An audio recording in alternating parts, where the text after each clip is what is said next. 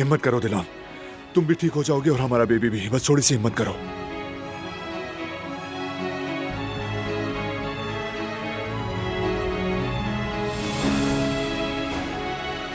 गिरने से बेहोश हो गई और खून नहीं रुक रहा। पेशेंट 4-5 माह की हमला खातून है।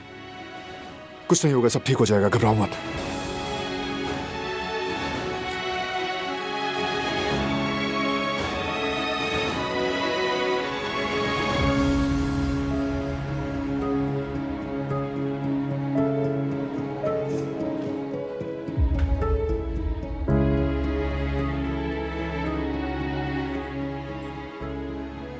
बेटे,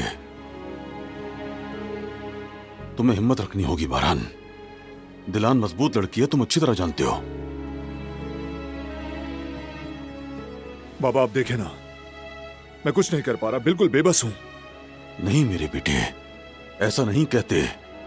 तुम बहुत कुछ कर सकते हो। अल्लाह के आगे हाथ उठाओ, दुआ करो अपनी बीवी के लिए, बच्चे के लिए।